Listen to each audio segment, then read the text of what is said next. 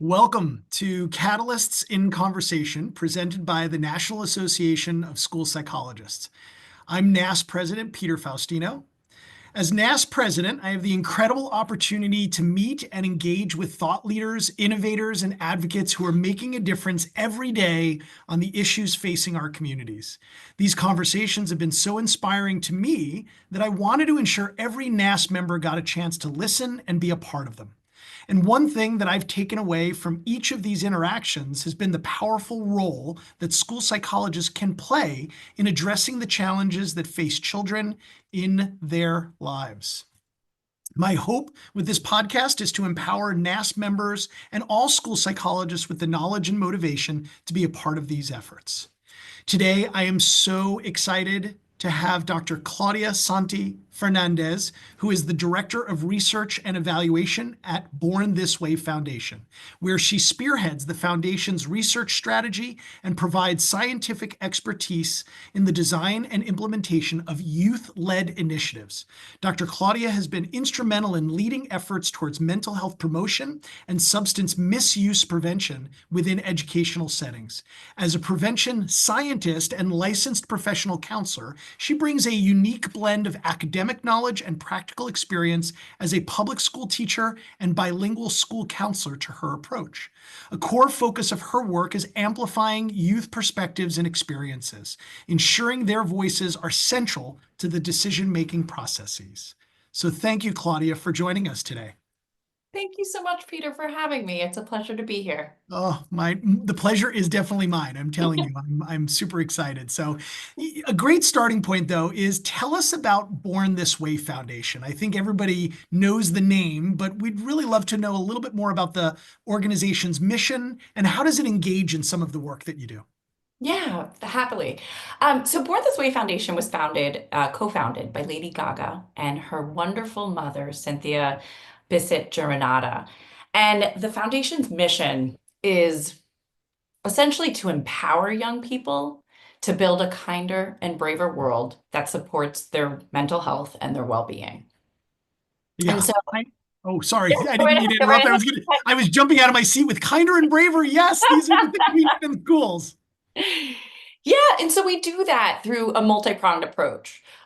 We have our research, so we have youth engaged research, and we have a youth advisory board. And those two infrastructures essentially inform our programs, our resources, our policies, our processes throughout the foundation. That's amazing. I had the pleasure of meeting Cynthia at a mental health summit a few years ago in New York, and she is amazing, and just relentless and passionate about this work. Do you ever ask her what it's like to raise such a superstar in Lady Gaga, or? She cares so much about it. This is deeply personal to her. And so, as a result of this work, she certainly elevates and really focuses on the importance of building kinder and braver communities. And that starts in our workplace, but it also extends to schools, to other communities and environments, grassroots organizations, and also it extends to online communities as well. And so this is certainly the foundation, and the work is her labor of love, Yeah. for sure. Wow, that's amazing. You seem to be in all the spaces where like big things are happening. So as the director of research and evaluation, can you tell us more about youth-led initiatives and the data that you're finding that's behind like youth empowerment? Sure. So, in my role as the director of research and evaluation, one, we leverage partnerships with leading researchers. And that's important because there's so much nuanced research that we want to make sure we're paying attention to, and that is especially with particularly includes marginalized communities. And so we want to make sure that we have the most cutting edge research at our fingertips, and we're working closely with those researchers to remain informed about how to move forward in our work. In addition, we also conduct research It's youth engaged research. And so we work with young people, some from our advisory board, others, throughout programming that we have to design, develop, and evaluate our high impact programming. And so I'll give an example of this in practice, right? So through our research, we learned that the majority of young people, that they often seek support by connecting to their peers, that is a strategy that they use when they are going through a difficult time. So we know from our research that young people, they want accessible, affordable mental health resources. They want it to be culturally informed. And so we partnered with Jack.org to create the Be There certificate. And I know you're very familiar with the Be There certificate. The Be There certificate is our free digital mental health resource that teaches young people how to recognize when someone may be struggling, how to understand their role in supporting that person. And then importantly, it also teaches them how to connect someone who may be struggling to the help that they need and deserve should additional support and services be needed.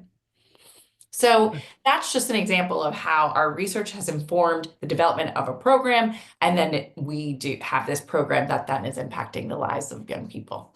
Yeah, no, it's like brilliant in its simplicity, right? I mean, it's like it makes sense that peers are seeking peers especially when they're teenagers, right? I mean, we know that this is where they go, and why not have more of a standardized, consistent message? At least we sort of know then, right? Like what that conversations are going to look like, as opposed to maybe getting bad advice. But I love that it's all tied to research as well. And just the passion. Absolutely. And again, it's not it's intervening when there's an onset of potential symptoms that haven't escalated, Right. right? And when they do, if they do escalate, then it's time to see your school psychologist, be referred there. But it's also incredibly impactful and helpful and um, valuable to have a peer who may actually have skills in mental health literacy or may have lived experience provide support and have the language to provide support, because that shared language allows you to feel connected. And we know how powerful interpersonal relationships are at this important time and in young people's lives. Yeah, yeah. The I have to suspect that many of the youth that are engaging with your Be There certificate and getting involved in your Youth Mental Health Academy or advisory board, I should say, are the future counselors, school psychologists, school social workers, mental health professionals, and they're feeling the urge to help now. I mean, it's great that you're finding that spot and space for them. Well, we're also thrilled to share that over 50,000 people around the world have actually earned their Be There certificates, which is Oh pretty my gosh. amazing and pretty telling of the need that is there. Absolutely. Oh my gosh, for sure. You mentioned school psychologists. I appreciate that, right?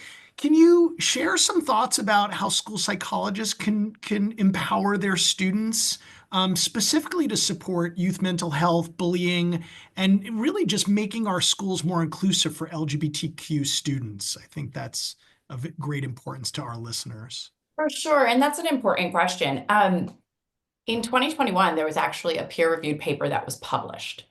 And importantly, it noted that LGBTQ plus supportive school policies were significantly associated with improved psychosocial health outcomes among both LGBTQ plus students and non-LGBTQ plus students. So I highlight that study because oftentimes we are asked the question of how do we better support LGBTQ plus youth? And when we create a school of belonging for all students, especially those who are marginalized, to be included, involved, supported, and to feel safe, we're creating essentially a community of kindness for all. And to me, this makes sense, right? Like this makes sense that we are that these that are supporting students, LGBTQ plus students, we're bringing everybody into the fold of our community. And so when we honor and recognize every young person for their beautiful and unique selves and their identities, their unique identities, what we see and what we know is that all students thrive.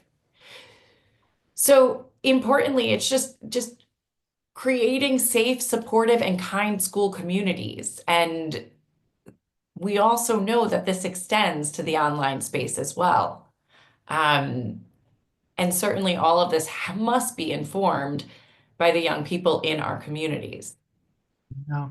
I thank you, Claudia. I mean, really, I'm sort of hanging on your every word, nodding my head. I know people can't see that on a podcast, right? But this idea of creating a sense of belonging, I was recently presenting at a state conference, and one of the attendees shared that when they start this conversation with some in their school, the pushback is often like, well, I'm not a mental health professional. I'm not experienced or trained to do this. But when you change that conversation to, we want to create a sense of belonging, can you help us? We want to create a community of kindness. Can you help us? I can't think of anybody that works with children that would say no to that.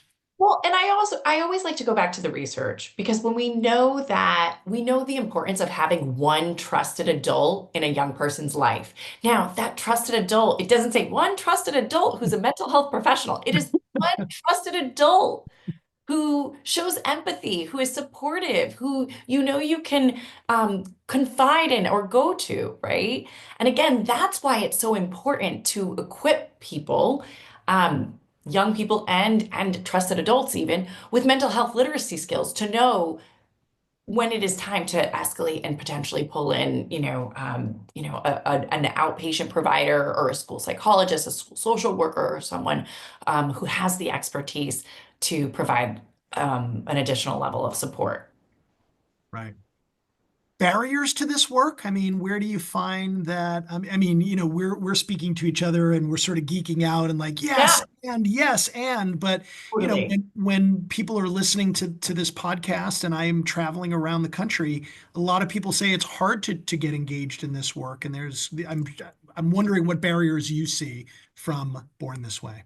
Well, they're not essentially not from Born This Way as much as just like an overall interest in exploring and learning more. Yeah. I think there's always the barriers. It's sometimes that the research hasn't caught up with some of the questions that we are asking right now.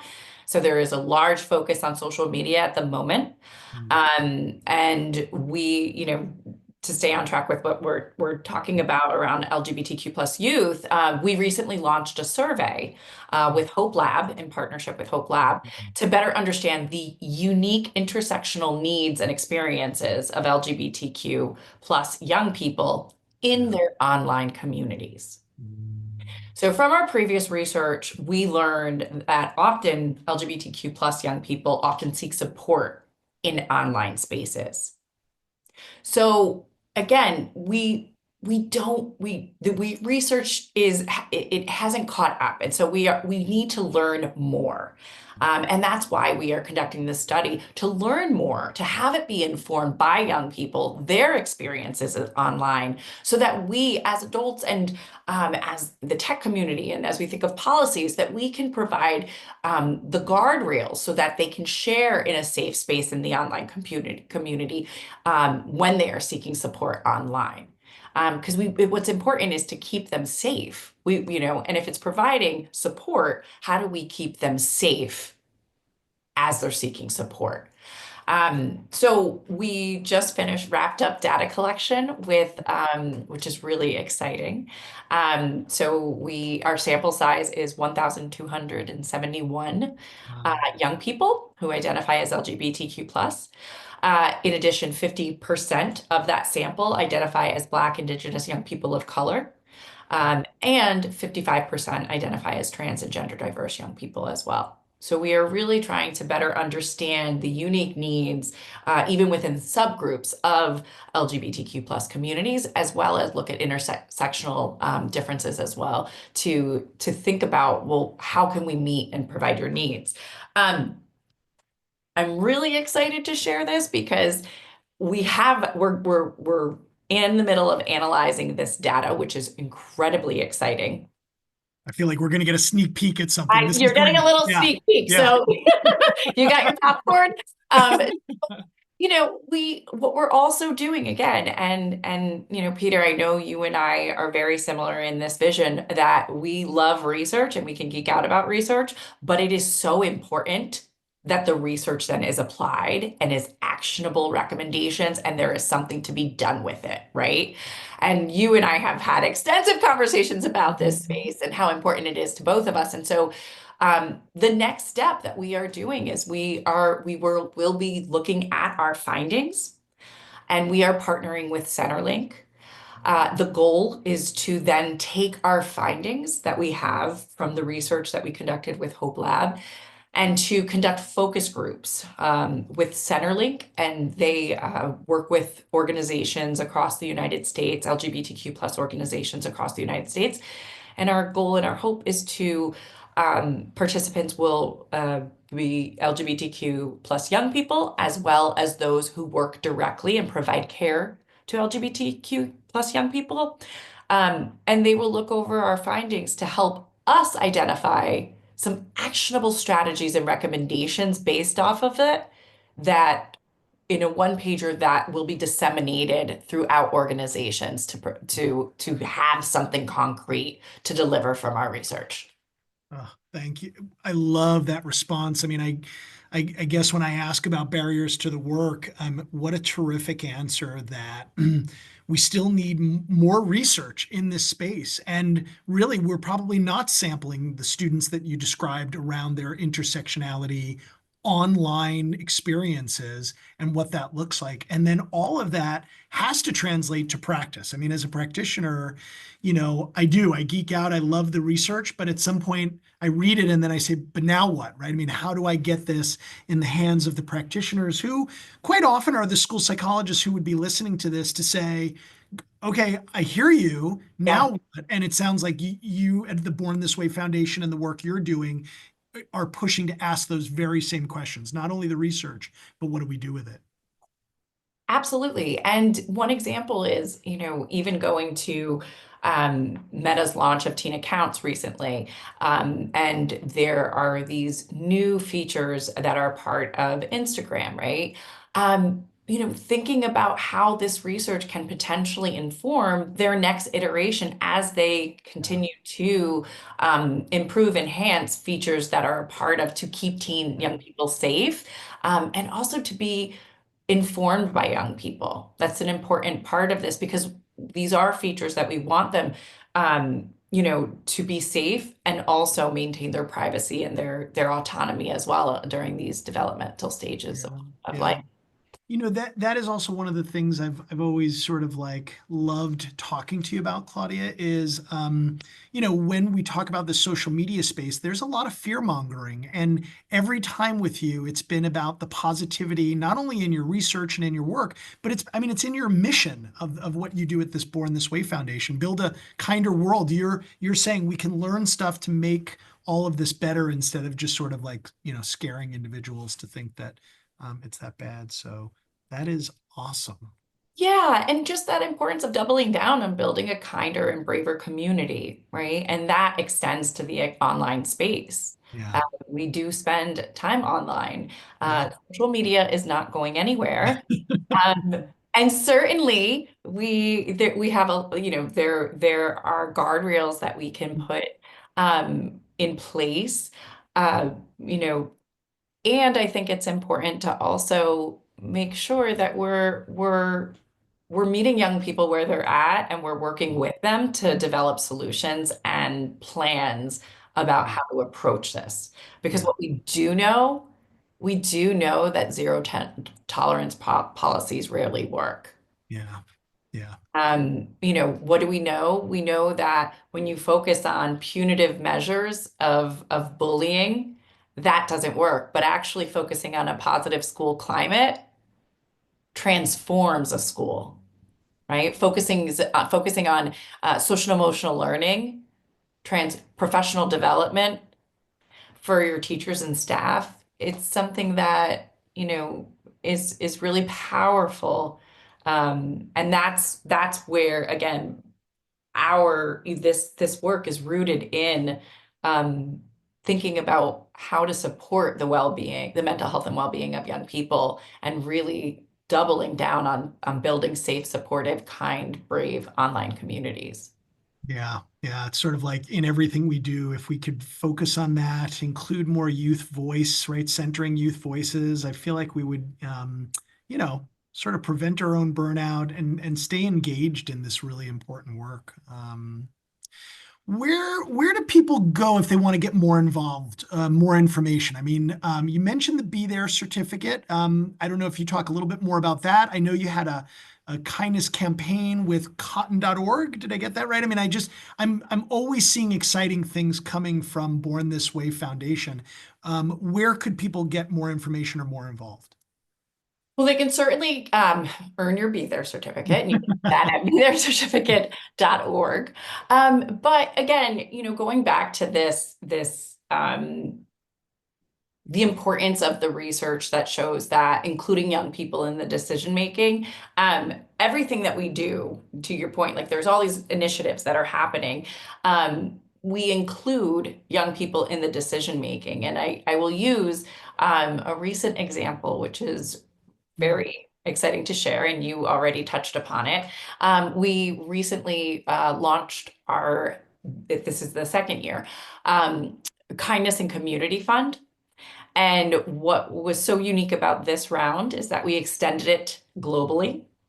And so and uniquely, every central to our work, every step of the way, young people were a part of the decision-making process. So staying true to the ethos of our organization.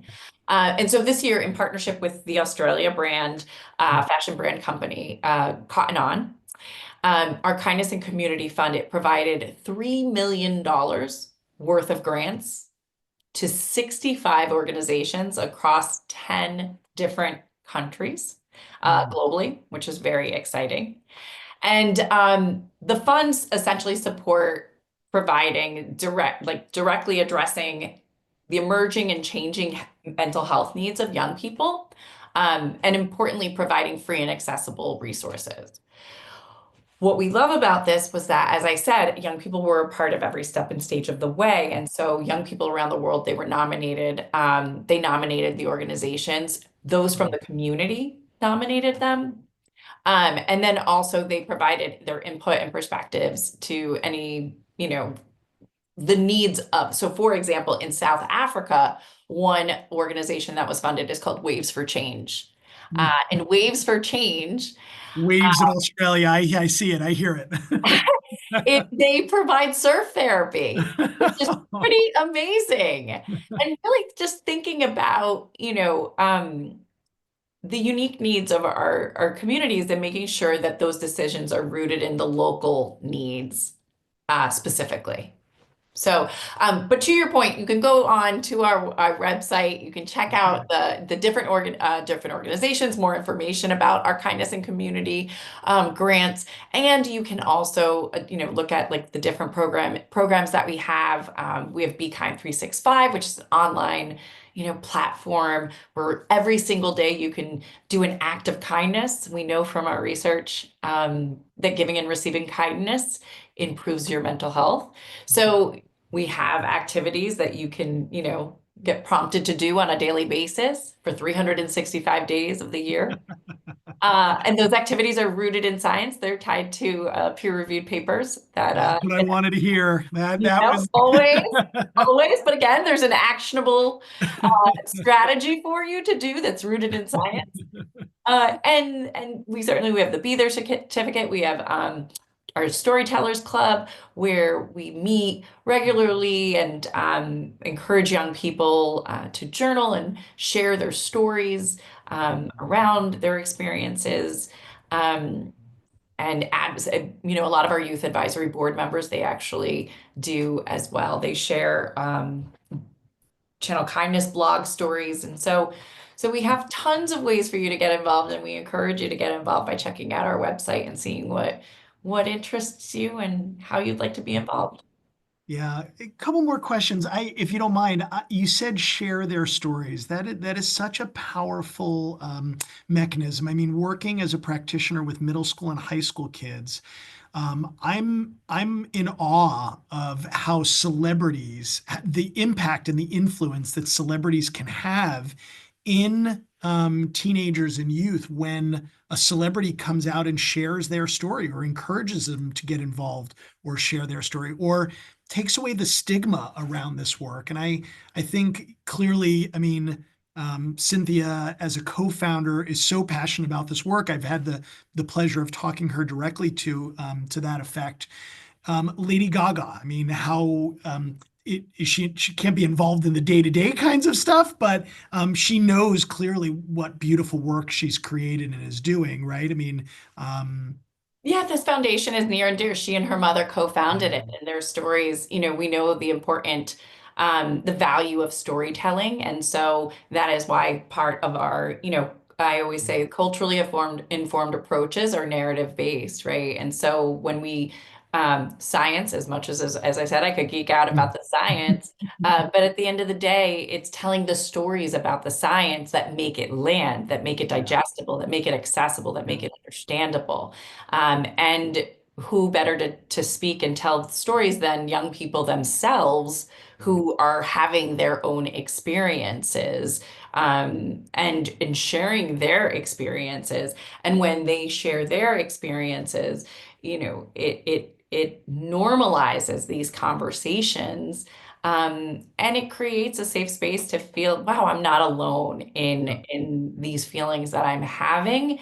Again, going back to that online space, it's providing uh, a supportive community online by feeling like you feel understood. Um, although you may not, um, have the conversation, you feel understood by some stories that you hear of others sharing. Yeah, yeah.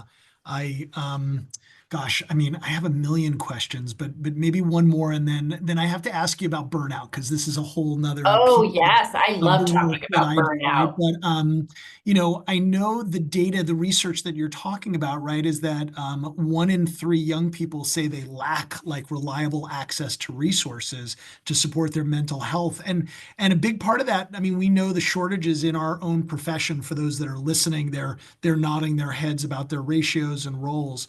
And youth cite knowing where to go, but at the cost of those barriers, I mean, to get them. So, I mean, I guess the question's like, how do we amplify the role of school psychologists in addressing sort of these data points, right? I mean, I'm just always looking for answers outside the profession as to how do we connect youth to these resources. I mean, you just described amazing work that you're doing at Born This Way Foundation and really approachable kinds of materials. What advice would you give schools or districts that what they could be doing? Oh, that's a great question, and it's one that is near and dear to my heart. Back in 2011, I was part of a team that opened up a school, and we built the systems and structures from the ground up. Oh, And so this is something we thought about and very often is how, yeah. and how do we provide support?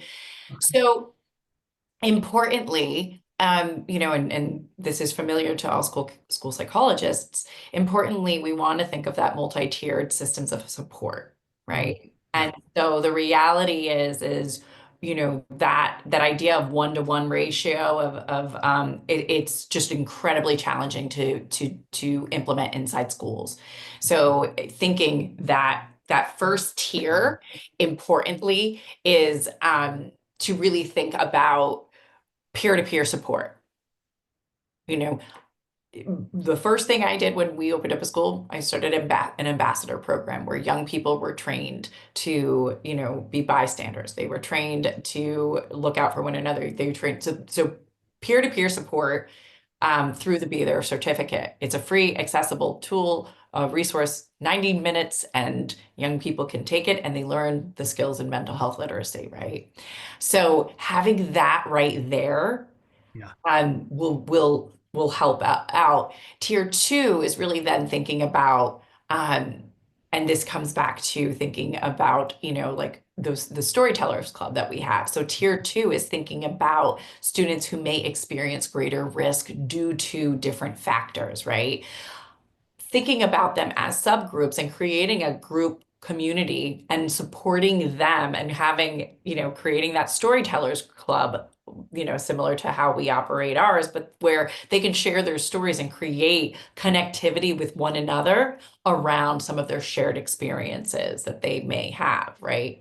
And then three is really thinking more about how connecting to um, community organizations who can also be supportive because we can't rely solely on schools. And it takes a village. We know this. And so really thinking then about how to connect so that if someone does need additional support, if they need to, have a psychiatric evaluation, or if there needs to be a crisis, a risk assessment, or anything like that, that there is a connection to someone in the community that you can work with, right? And so by creating more of a system of care as opposed to you solely as, because we know the number, some Yeah. school psychologists, it's, 500 kids to one, and sometimes more, A lot unfortunately. more. Yeah. In Yeah. some So places. Yeah. the Yeah. But reality is that it's to be effective, it's about creating a system of support, and that system has to, again, training student ambassadors to, with the Be There certificate to provide, that universal support. yeah. And then recognizing when you can, having different like advisory programs is another, that's a tier two piece potentially, or even a tier one, depending on how you approach it. So those would be some of my recommendations. And please feel free to ask it, if you have additional. No, no. I mean, to your point, it's the only way we're going to get this done is if we are using that model and we are working together because, yeah, it's just not going to be able to fall on any one person's shoulders.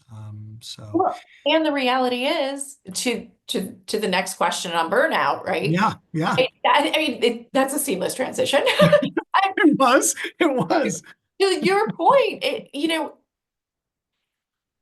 this work is incredibly important and we need you. We need you. You go into this field because you care about young people.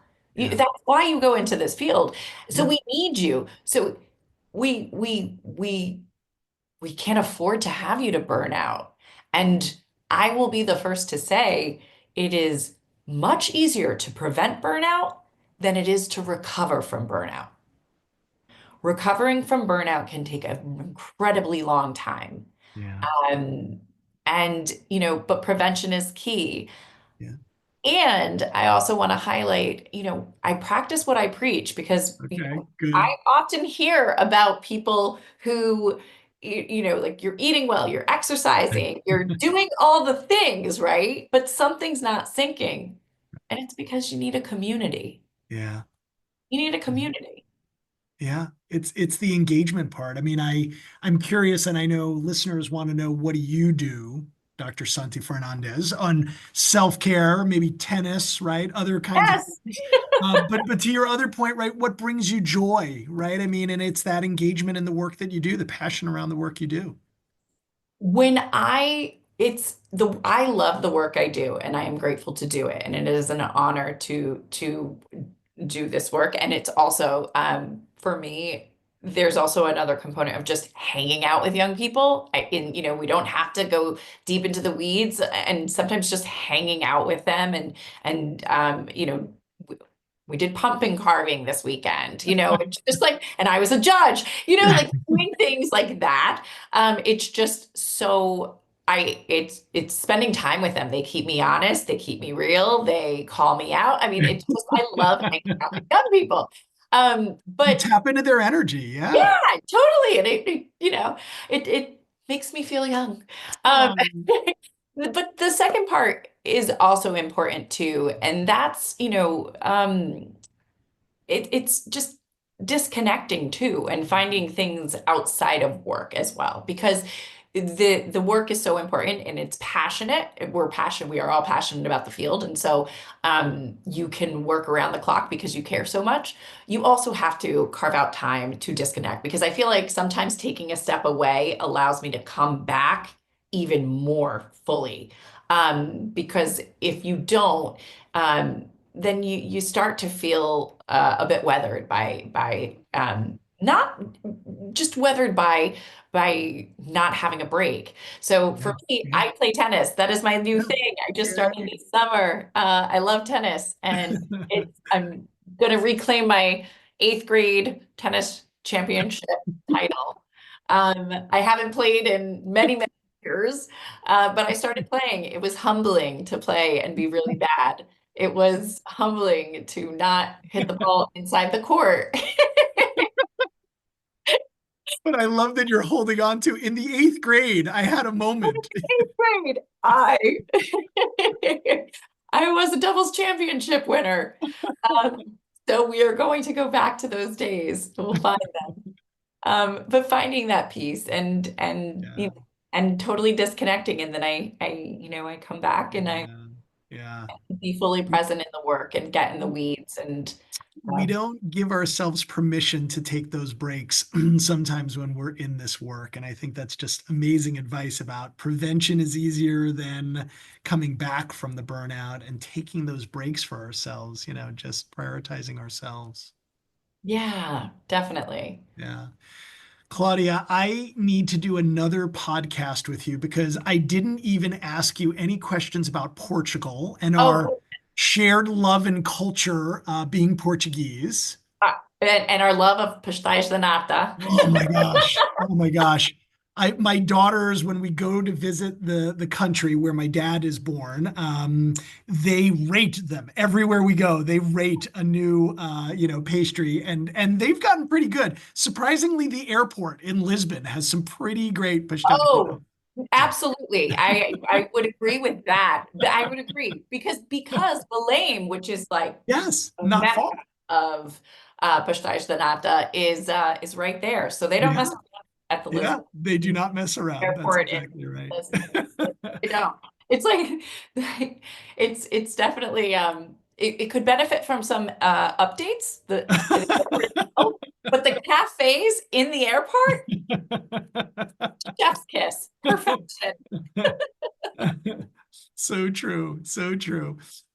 Claudia, well, thank you for joining me, honestly, on World Mental Health Day. This is a Yes. nice full circle, right? The entire world, thanks to the UN, is celebrating World Mental Health Day. I cannot think of a better person to spend that day with with than you. So thank you. Thank you. It was an absolute pleasure, and I look forward to our the next in our series on Portuguese cuisine and well-being. I love it. I love it. Thank you. Thank you again to Claudia for this incredible conversation about the challenges and opportunities surrounding this space and the amazing work coming from the Born This Way Foundation, especially around research to practice.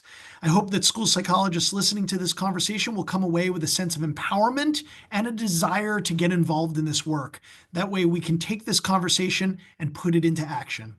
We'll be back with another episode of Catalysts in Conversation soon. Until then, I'm Peter Faustino. Thank you for listening.